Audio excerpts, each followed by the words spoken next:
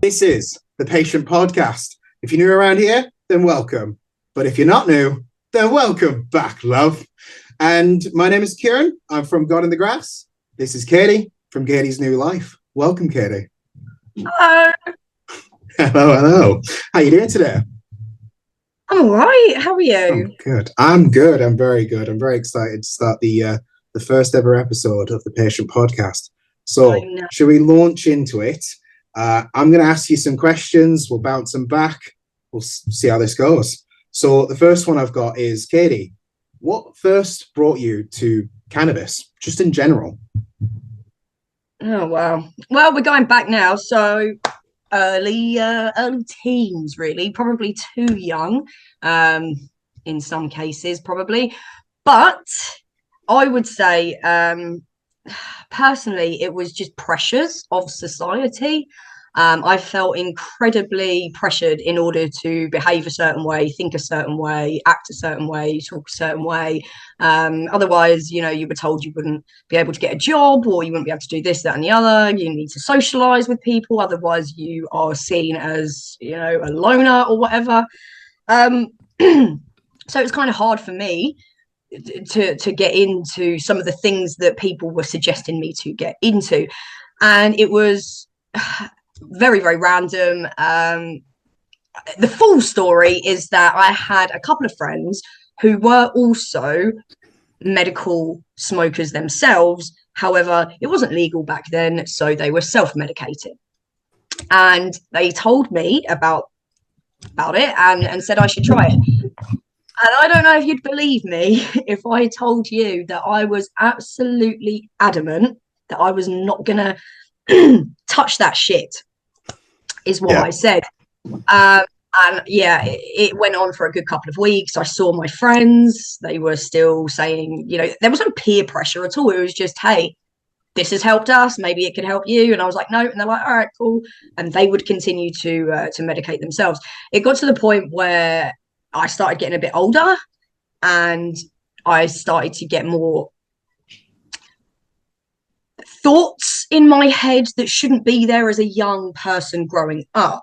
Yeah. And at that point, I was like, well, I kind of need to change this. And I'm really not one of these people that goes for pharmaceutical medication, shall we say.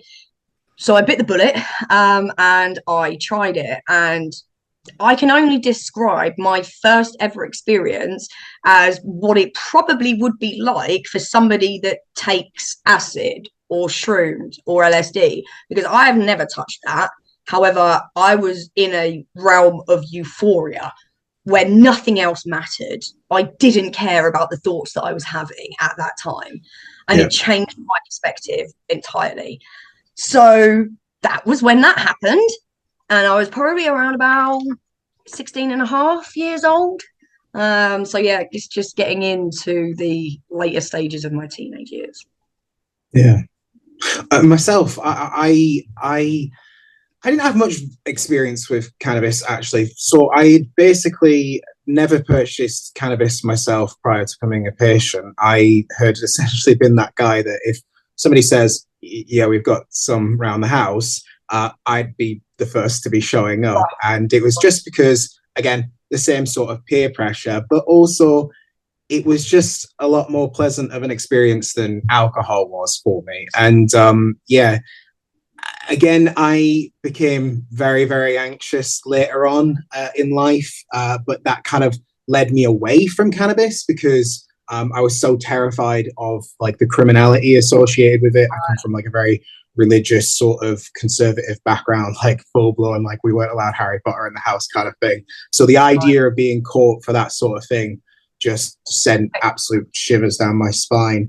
I mean, for me, I noticed that cannabis helped by essentially taking away those dozen of other voices, like you say, that you get, but it's more critical conversations going on in the mind or worrisome sort of intrusive thoughts that would kind of absolutely cloud my mind to the point where I would be almost sometimes incapable of speaking. I had a really bad stutter. It's still prominent now sometimes, but not all the time. It's just mostly when I'm very anxious.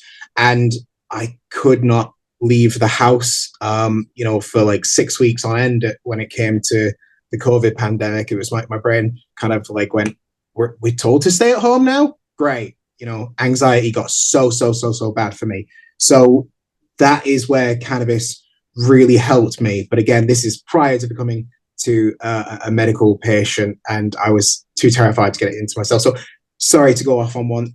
Kady, I was just going to ask you, so you were just going to say, you were talking about how did cannabis help you? Can you speak a bit more about that? What is it that you do that it kind of fits in with your daily routine?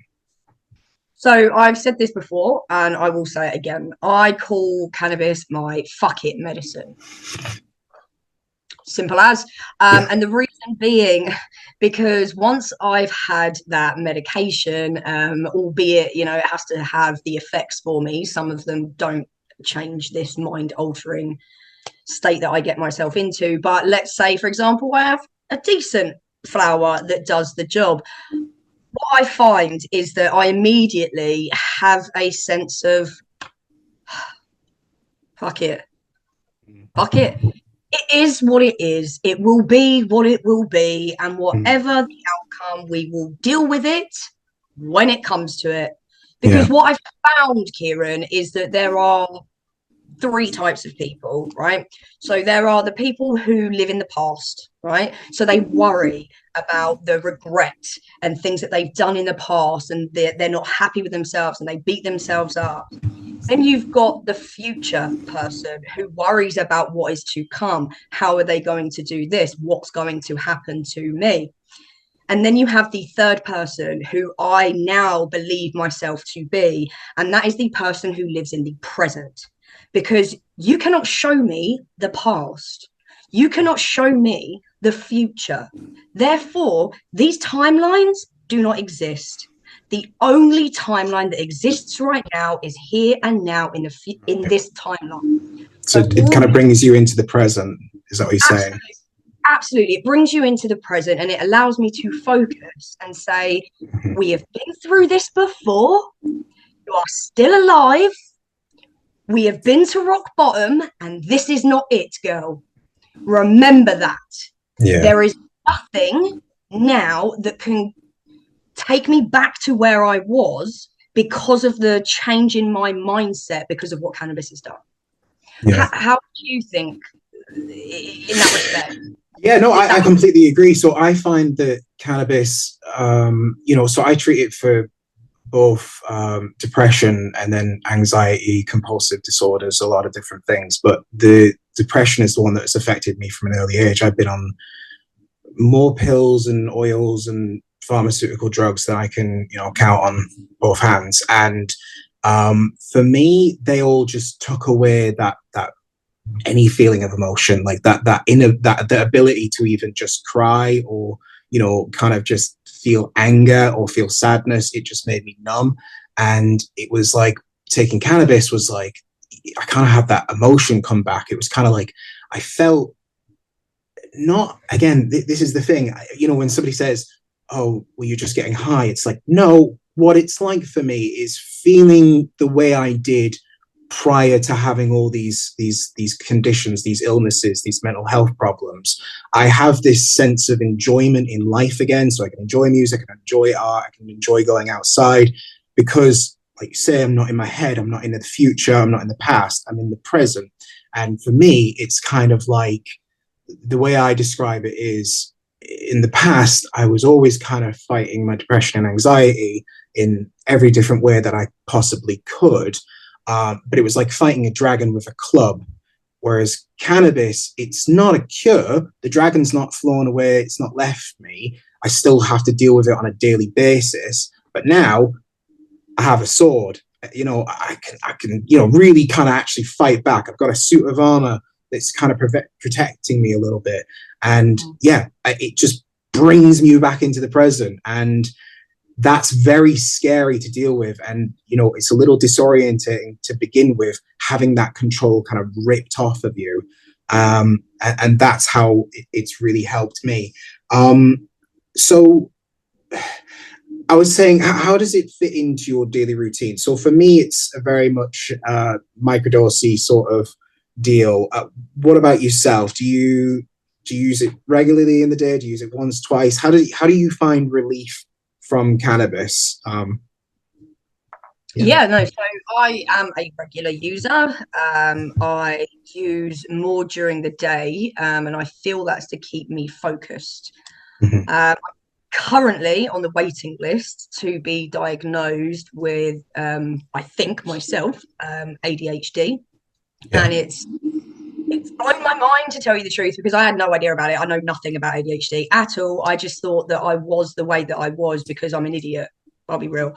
And then having known that there's actually possibly something to it, I don't know. So that helps me focus on a daily basis. I have a lot of trouble with finishing tasks.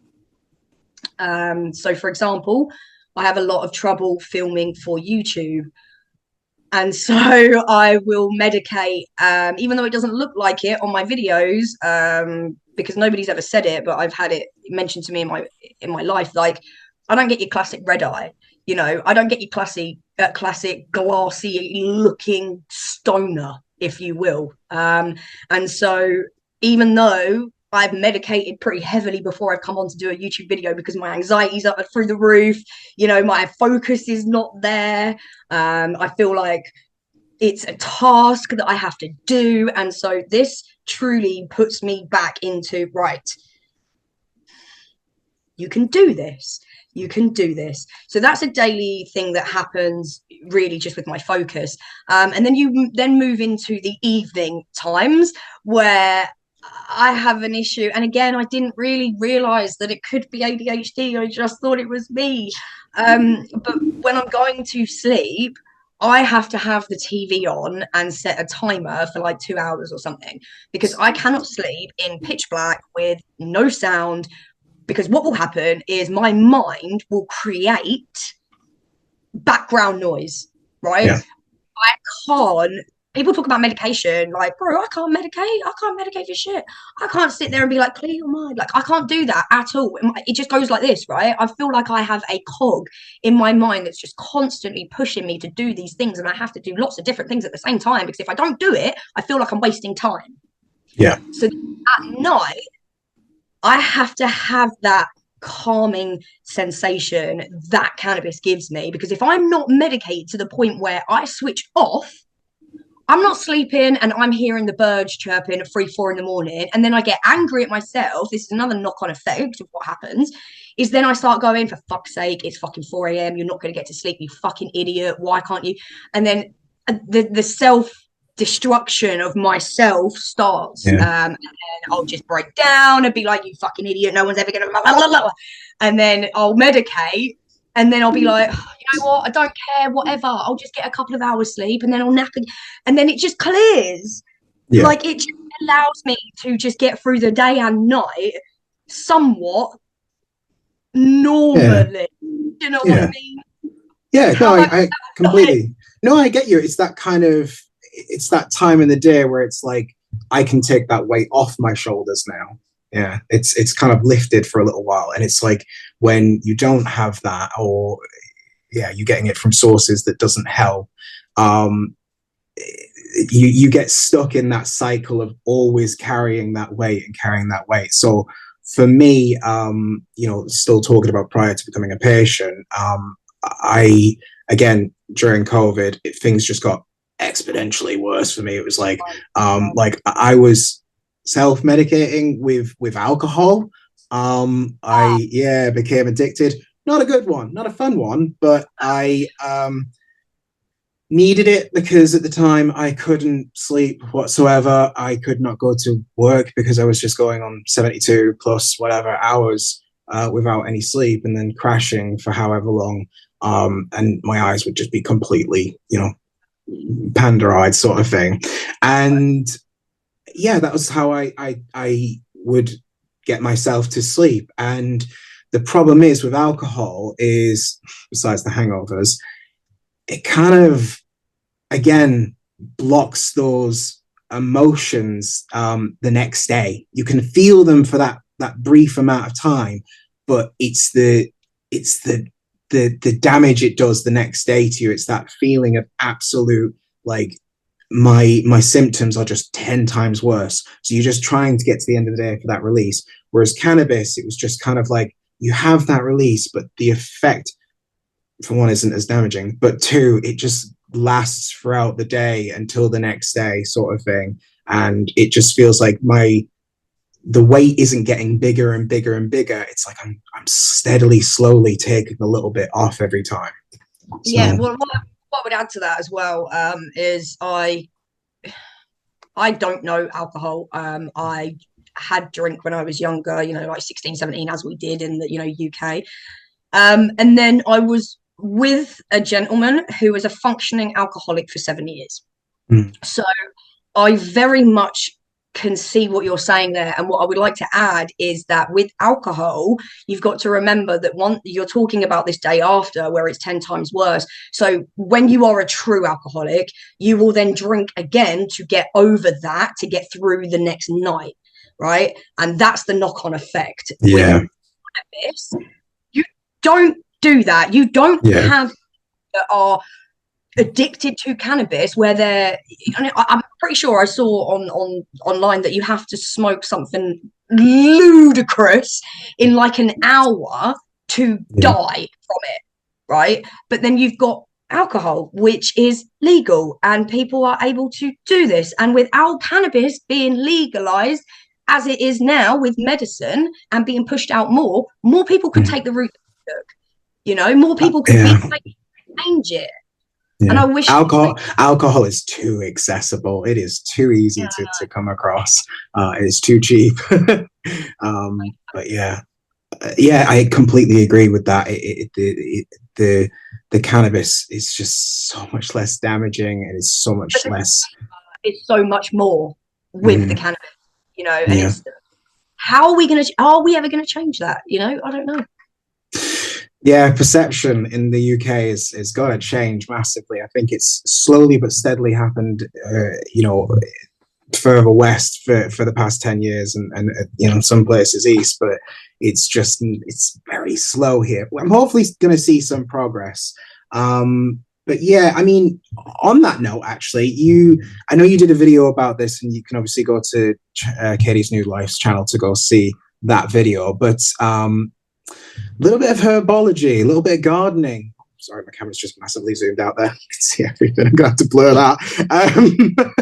Sorry, so I was saying, a little bit of gardening, a little bit of herbology. The law are not in our favor at this stage in your life, and still not now. But can you tell us a little bit about that? The hypocrisy of it a little bit, but go ahead. Yeah, not really much to say, to tell you the truth. I, again, have been self-medicating for many years. And it was a situation where I thought, you know what? I'm paying for matey boy down the road that's like younger than me as well. When I was like 20 something, very like young 20s, and I'm like going to see this 17-year-old, right, to try and get my medicine so I can get to sleep that night and not feel anxious as fuck. Didn't like it at all. Wasn't a fan of that. So I started researching online about how to grow. And you got to remember, we didn't have YouTube back then. We are going way back before YouTube. So this was forums. I can't remember the forum that it was, but it was a very popular forum, probably still going now, don't know. But it was great. It was a hive of information, and it had just, growers from all sorts that were showing and sharing tips and telling people how to do things. And these are the ways you can do it, this, that, and the other. This is how much it will cost. This is X, Y, and Z. And so I filled my head with this information in the hopes that I would be able to self-medicate myself without having to go see matey boy down the road. It never once crossed my mind that this was totally illegal and that what I could be doing would send me to prison. Yeah. Didn't cross my mind, stupidly. And I know people are like, when you need to sort stuff out for your health and it's diabolical at that stage, we were getting sprayed weed. Like, we were at a stage where fucking terrible, right? You were lucky if you managed to get yourself some decent weed at a good fucking price, wasn't sprayed, like you were lucky. So I was desperate at this point, and it didn't cross my mind. So I set something up. And it was literally just as simple as somebody following my then partner back home to where we lived, and then knew where we lived and knew who he was, because he was a very successful young man, and that wasn't because of any drugs or anything like that. He was Asian, so he was a very smart man, and he ran businesses. He was into stocks, and he had lovely cars, and we had a lovely house, and people didn't like that, unfortunately. So there was one time where I wasn't in the house, but basically he was robbed. And they took everything. And because we lived in a nice neighborhood, the neighbors saw what happened and called old Bill for us because my partner was being robbed. Lo and behold, old Bill walk in, go upstairs to check to make sure that they're all gone. And they see that we have our own herbology tent set up. Well, it didn't matter that we got robbed then, did it? It didn't matter. And so we were then under arrest immediately for cultivation. And so that's what happened. But I mean, you can listen to the whole story if you want on my YouTube, but the main point to take away was that it was purely for cultivation. There was no bags found. There was no scales found. There was nothing to say that it was for supply. It was purely for us. And so that was it. And then, yeah, I got done with that and had a charge on me, and that goes to probation and pay a fine as well. Great time. The total hypocrisy of it that, like I say, you can absolutely, do the same thing with alcohol, but not cannabis, especially for something that's so medicinal and so, powerful. But what I think we'll do is we're nearing the halfway point, but I think the two of us could benefit from a little bit of a medication break. So if you are a member of Kady's New Life's channel or God in the Grass's channel, you will have exclusive access to the uncut video of the conversation we're about to have next with a bit of meds. All right, see you back in a moment. And then I thought, hold on, I'm a medical patient. Why don't I help other people?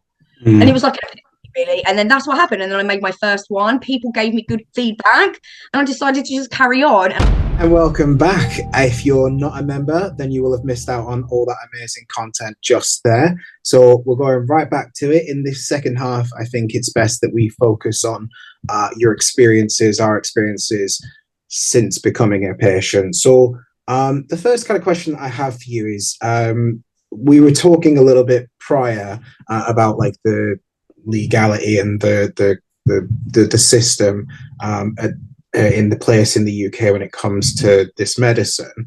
Have you had any sort of challenges from the law or any issues regarding law and the system since becoming a patient? Absolutely none. No. Okay. Yeah, I know, sorry, I'm not the person. I've never been stopped. I've never had a knock on my door. Obviously, prior to becoming a patient, I've been arrested multiple times for possession.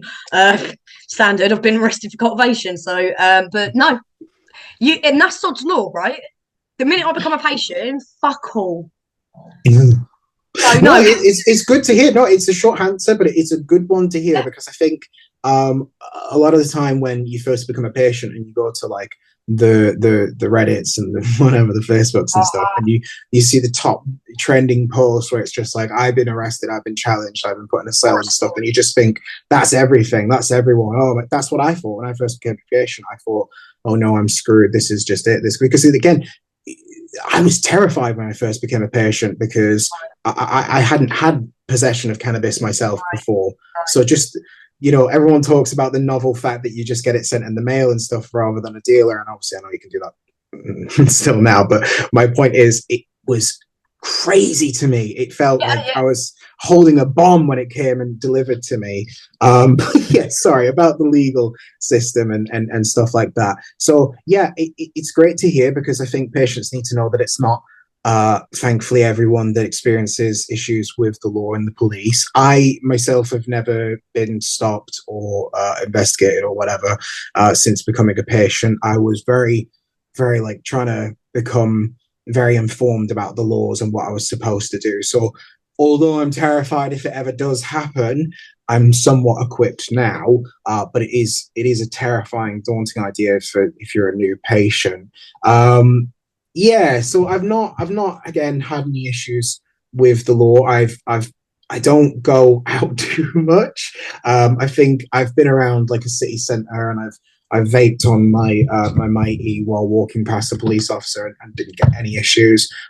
Actually, I did go abroad to Amsterdam last year, and I took my medical cannabis with me, and I went on the Eurostar, so the train that goes through the the the water, so it's through the ocean, whatever, the sea. And for me, that was much less daunting than going by plane. But anyway, my point is, I didn't have any issues. I got my travel letters and everything sorted like you should.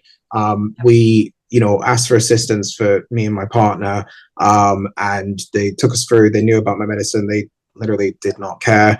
I think, yeah, absolutely no issues. So again, these stories do crop up, but I think it's just important that patients hear it. So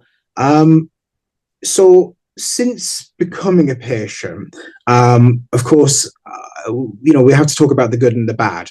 But to begin with, what kind of issues have you had? Do you see any kind of like big like issues for you personally that still remain in the medical cannabis space since being a patient, accessing your medicine? I'd say the amount of irradiated flower that really fucks me off. Maybe that's because I'm a connoisseur. So, I've been, a medical patient in my own rights for a very long time, and I like good weed. I've been to Amsterdam many a times, but I've never once been at least since this has been about, because I thought it's just it blows your mind, doesn't it, really? So I just, wow, we've got access to all of this. And then when you actually become a patient for a little while, you start to understand what irradiated is and what it isn't, and how that affects the flavors and the terpenes. And then you start to realize a little bit, okay, it's not all as good as it seems then. And the more research that you do into it, obviously the more that you find out about certain clinics or certain pharmacies or certain just shady shit that goes on, right? So yeah, I found that we're always constantly fighting as patients to just get decent weed at a good price. I think that's going to be the fight for a while, but I think that doing, everything that patients do, everything that clinics do, everything that pharmacists do, and the science and the doctors, and I do take my hat off to everybody that is doing stuff, because we have to make a movement at least somewhat this year. So I might eat my words, and we might start to see proper, true, non-irradiated bud at like £5 a gram.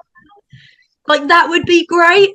I don't need to have something at £2, £3, £4 a gram even. I'd happily pay even £6.50 for something that was banging, does the job, effects are great. I don't need as much to be able to get myself to sleep.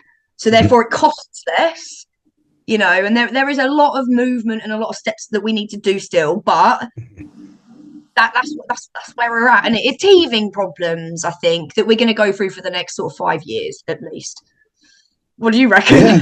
No, I agree with you. I think the topic of irradiation is a very hot button one in itself. I think we could have an entire podcast about that one. I don't know enough about it myself because, like I say, I'm a cannabis naive patient, or like I said, I'm just learning as I go still, 2 years being a patient. So I love it that we have like these kind of like different sort of issues that we all want to have addressed, and that everyone has like a certain area that they're very passionate about, and that are very, you yourself are probably much more knowledgeable about, that you could be more effective in addressing. Myself, I've had terrible kind of like call center service jobs for 8 years. So that was that's a few years ago now. Thankfully, I'm not doing that anymore because then I would be very anxious to do. But the point is, I've worked in that like service sort of like call center industry for a very long time, and the issues I see is infrastructure, staffing, and systems just not matching the demand of how many Right. patients we have. I think, we're 6 years on now. The industry really needs to kind of catch up. It's like, I've worked in call centers where there's, tiny little building, and then I've worked in like it's a little corner office or whatever on the fifth floor, and then I've worked in one where it's just the entire big building. It's a big call center, and it's all got huge infrastructure and funding. But I understand that some of these clinics are just little offices down in London, but I'm sorry, with how many patients you have, with how vulnerable, some of these patients can be, some of the issues that might crop up, the things that you should really be training your staff, the systems you should really be having automated by this point, it's just shockingly inept. It's terrible. It's not good enough, frankly. And when you've worked in that industry, you can spot it. It's just infuriating. And I think, this is what I'm saying. We can shout about these different issues that the cannabis industry can address from our own sort of experiences. And yeah, I mean, there are still a lot of issues that I personally find challenging. So one I like to bring up as much as I can, because obviously I try and advocate for mental health as much as I can, is the matter of talking therapy, counselling services with the NHS. I was on a waiting list for about 2 years, and what happened was I had recently gotten my prescription, and when they finally gave me the call to say, "Hey, we've got you a slot. We found you somebody that you can talk to. We're going to help you with your alcoholism, your problems, with suicidal depression, everything like that. We know you're in need, and we're sorry you waited so long." And I say, "Oh, okay, well, I'm not addicted to alcohol anymore." Sorry, I'll take the phone now. I'm not addicted to alcohol anymore. I'm using medical cannabis. It's being prescribed, and I'm feeling a bit better, but I still very much need this service. And they essentially said to me, "Oh, you're on that stuff. Yeah, there's not really any point. I don't think they're going to see you if you're going to be, intoxicated on that stuff at the, sorry if you can hear sirens in the background." And sorry, if you're going to be intoxicated on that stuff in the sessions. And I'm anxious. I don't know what to say. I don't know what to do. I'm taken back by that. And they hang up, and that's the end of the process. And still it's been absolutely difficult to try and even get it from private care and sort of thing. I mean, tonight I'm hopefully going to be seeing somebody, so I'll let you know how that goes on the next one. So that's something to look forward to. But your experience, I know you treat for some mental health conditions yourself. Have you had any issues like this, or any kind of maybe even stigma that you've received around mental health and cannabis? That's again a big conversation in itself, but So I have not, and the reason being because I've been a user from such a young age. I've told my doctors every single step, every time they've asked me, when you get like moved to a doctor's and they do your whole blood test and they do you drink, do you smoke, blah blah blah. I have always told them, because I don't drink alcohol, right? Very rarely, like once a fucking year. So I will always say no teetotal, but I do smoke cannabis. And there have been obviously times where the doctors turn their nose up. Well, we don't prescribe. I don't give a fuck what you, right, whatever, I'm just telling you, put it down in my notes, right? So the reason I think that I haven't had the issue you have is because, again, you are a new user, so you haven't had the history that I have had on my records of being a user for such a long time. So whenever, I mean, I don't think I've ever been asked, really, like whenever anybody asks like what medication am I on, I always let them know like medication for my HS, and that I'm a medical cannabis user.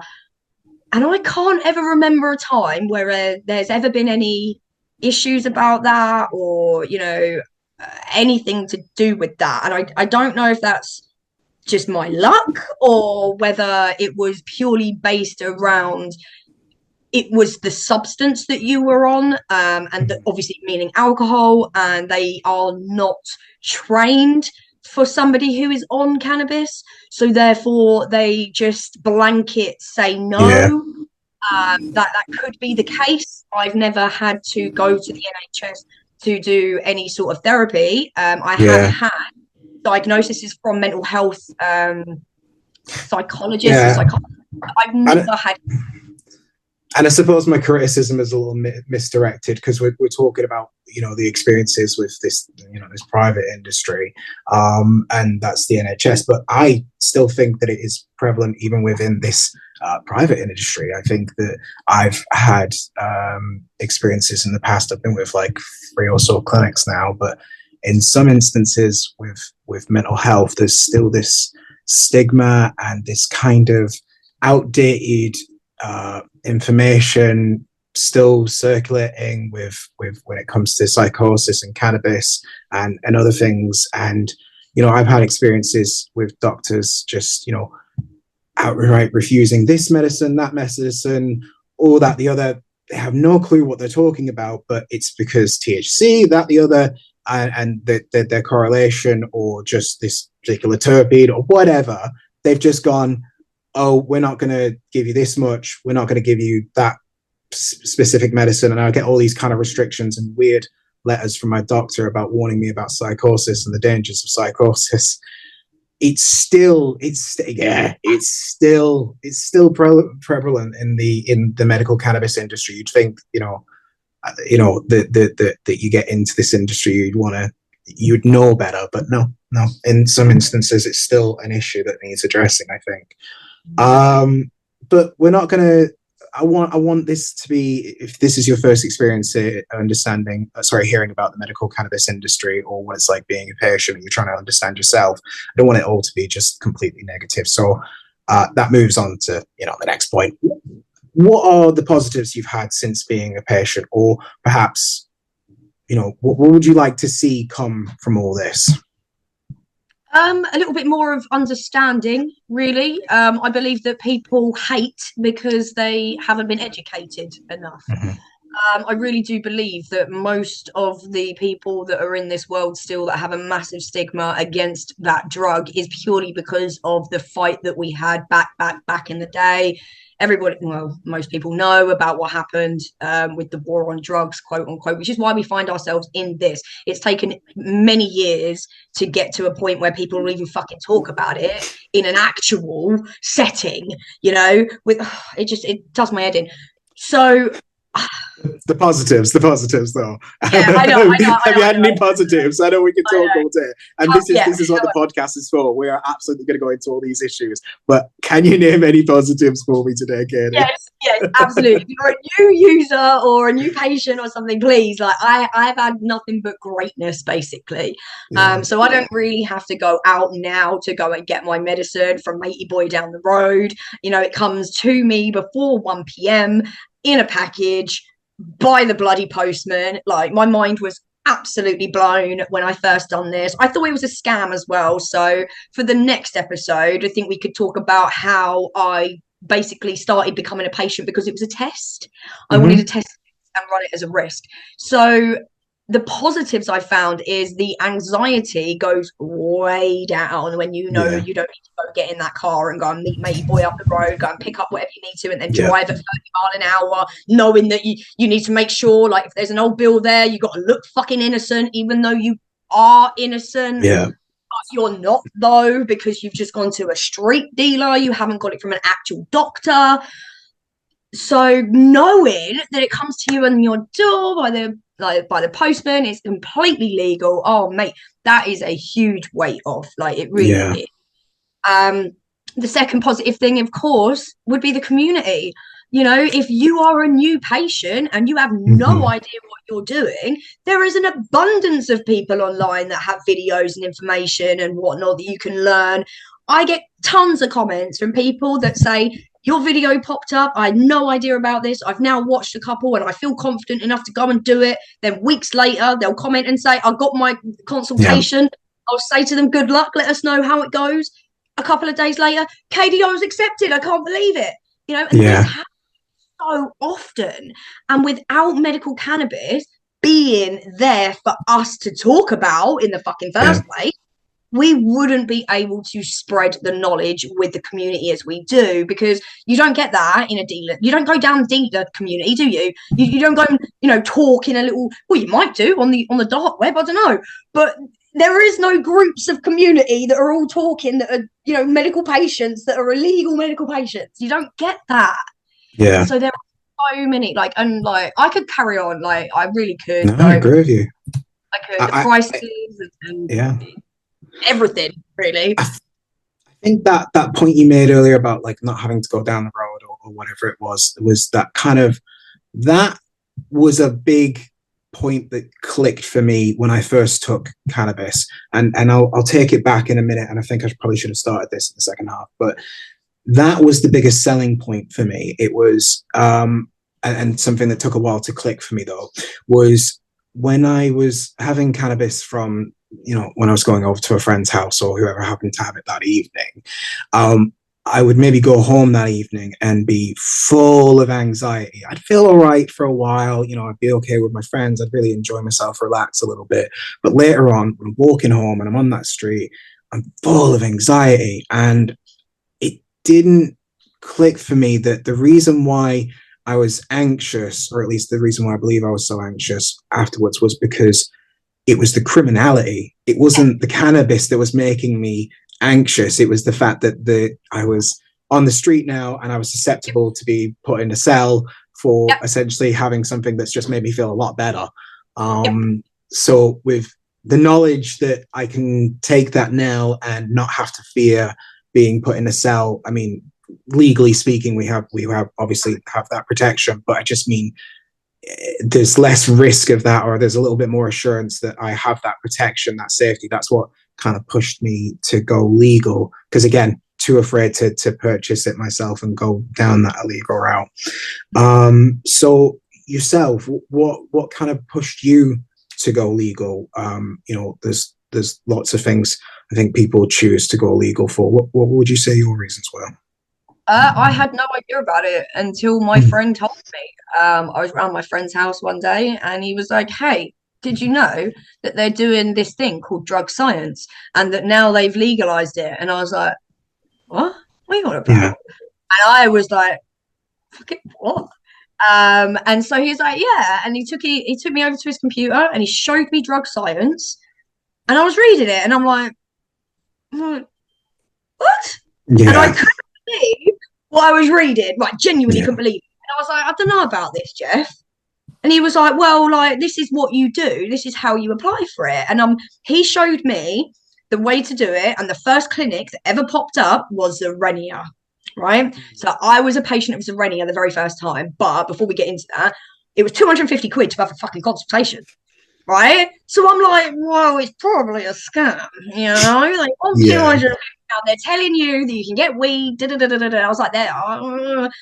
However, he was like, well, I'll send you the link. You can go and do your research, because he knows me. I research fucking everything. So he sent me the link. And that evening, I went and researched it, looked it up, looked at drug science, and I'm like, Gov website.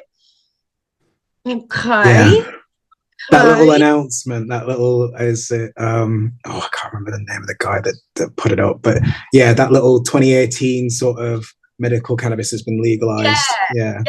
Like, I was like, what the fuck? Because I didn't even know it had been legalized, like, for medicinal. I had no idea. And then so I'm reading this and I went through every single thing about us, what we do, and all of it. And I'm like, if this is fake, they've gone through a fuck ton of effort. Yeah. Right. And so I'm like, okay, well, you know what? Okay, we will save up and we will do the 250. And you know what I'll do? I'll be a fucking test. And I genuinely thought it was a scam until the day that I got my medicine at my door. And I went onto Instagram and was like, guys, it's real. Because I was obviously streaming at that time. So people knew my life, people knew that I was doing this. So when I went on there and was like, it's fucking real, people were like, no fucking way. What the fuck? What is this? And so I started talking about it and started telling other people about it. And so, yeah, we need people like us to tell people, hey, this isn't fake. It's Yeah. not a scam. And that's Yeah. how I found out about it. That's, I know we're supposed to be talking, well, we've moved on, but it shouldn't be keep giving the negatives, but I think that's a failure of the industry. That's exactly the thought I had. And then there's the added cost of having to buy like the medication itself, and then invest in like vaporizers and stuff. And if you're like me, completely cannabis naive, you even need to buy grinders, that sort of basic stuff that you just don't have. It's a huge, oh my goodness, should have turned that off. Huge investment, and that was what it was like for me. I had to really save up for just to give it a shot. It was like, for me, it was a last resort sort of thing. And so again, on the subject of taking it way back, you say your experience was, it was quite novel having it come through the mail. That was very much the same for me. I don't know if it was the same for you. Perhaps you were already using prior to that. For me, there was this humongous kind of weight off of my shoulders when I first started using medical cannabis, for just a multitude of reasons. Do you remember the first time that you took cannabis? What was your experience like? Were you just like, this is terrible? Were you? Yes, it was. Yeah. I was one of the, like, I wouldn't say early patients, but obviously 2018 it got legalized.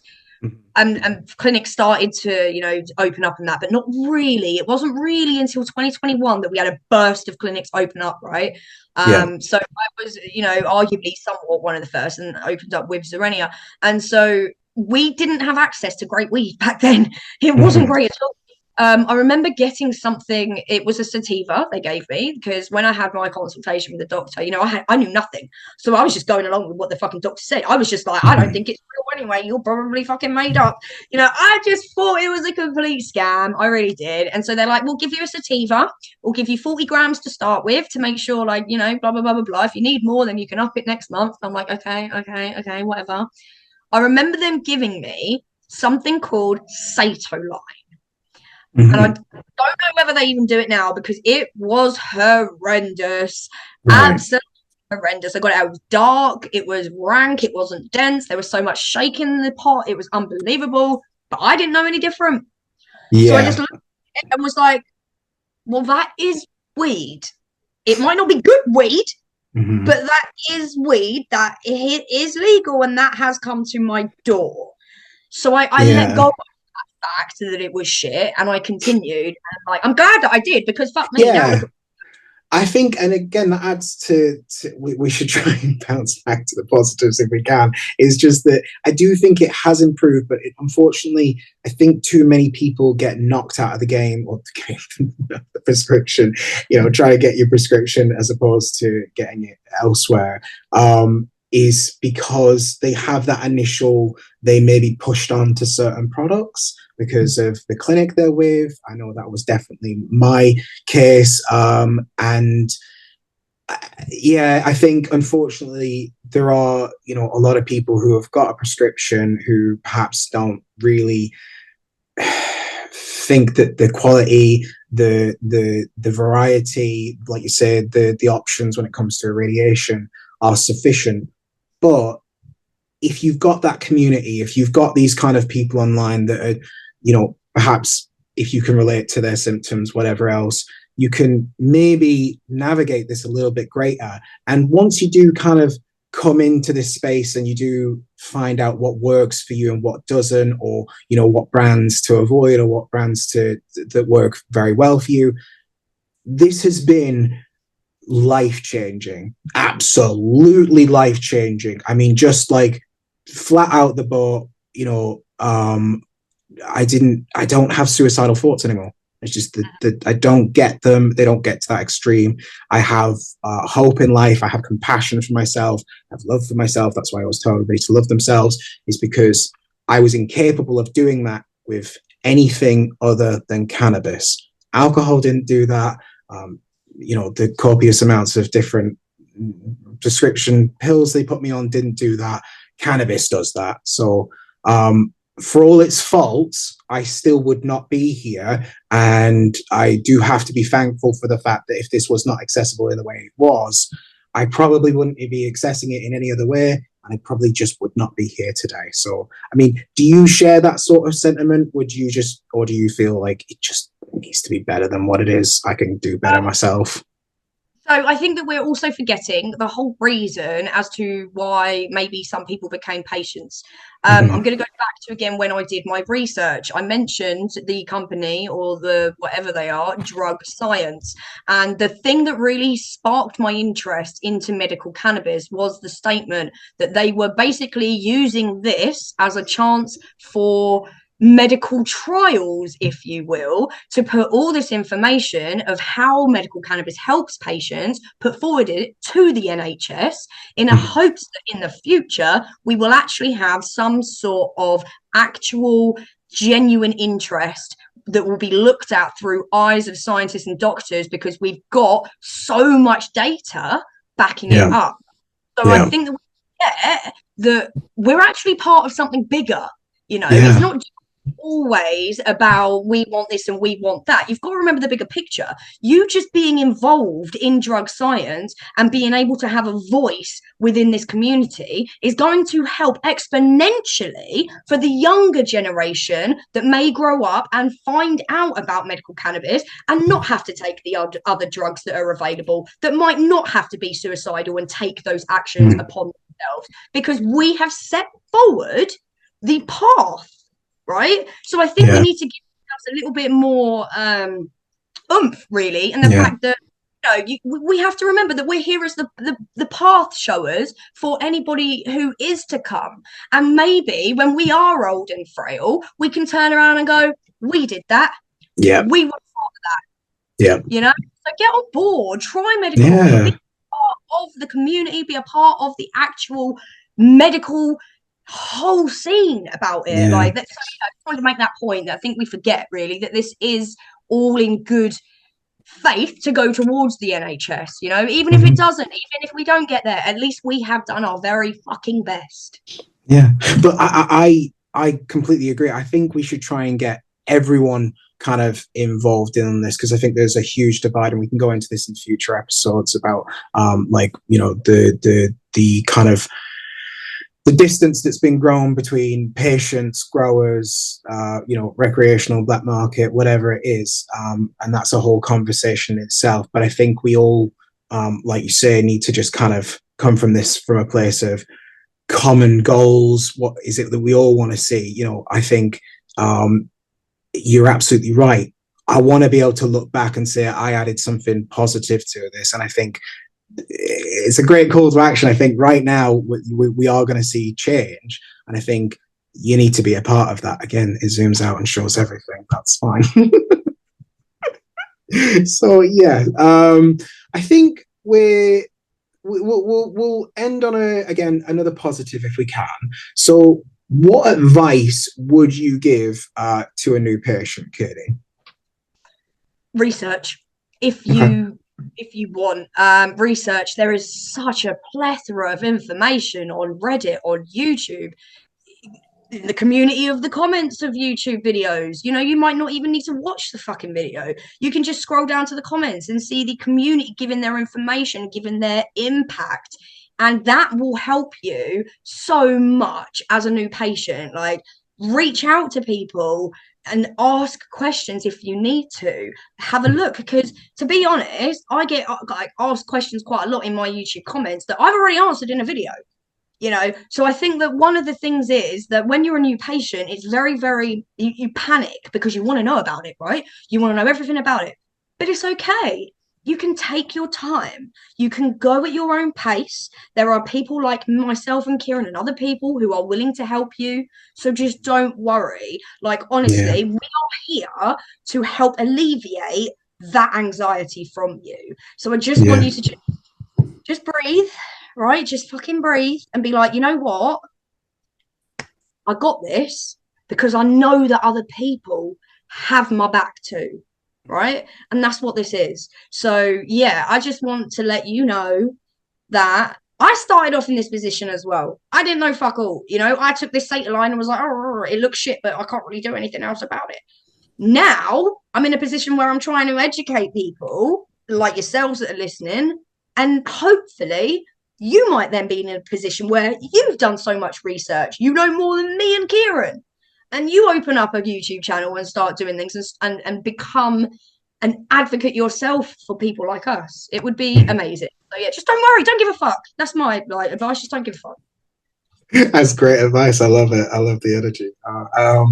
And yeah, I mean, I'd echo that. I think research is important. I think finding a community, finding people who there are lots of different communities. I don't want to. Again, this is the thing. I think we should try and join all the communities and just at the very least communicate between the different communities.